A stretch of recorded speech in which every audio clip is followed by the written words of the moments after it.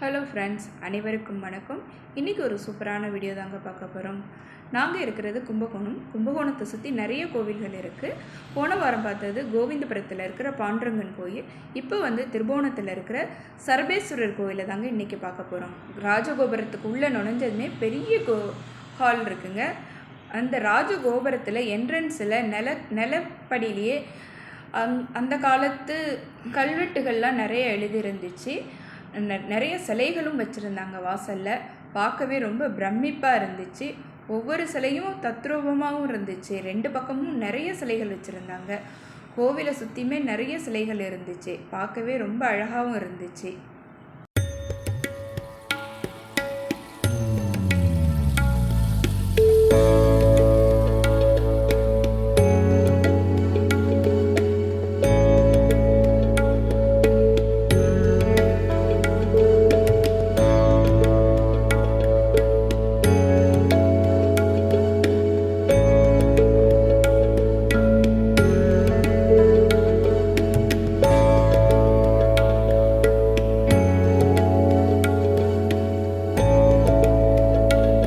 நுழைஞ்சதுமே பெரிய பிரகாரத்தை சுற்றி பார்க்கவும் விநாயகர் சிலை, முருகன் சன்னதி எல்லாம் தனியாக இருந்துச்சு.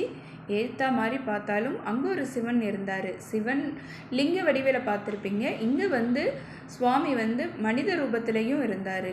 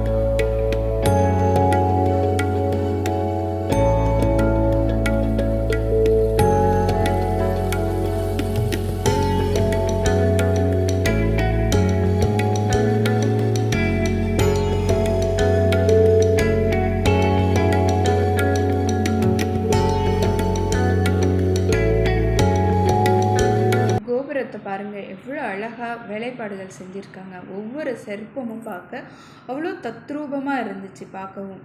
சமீபத்தில் தாங்க இந்த கோவில் கும்பாபிஷேகம் நடந்திருக்கு. நாங்கள் துவாலாவில் இருக்கும்போது கும்பாபிஷேகம் நடந்துச்சுன்னு சொன்னாங்க.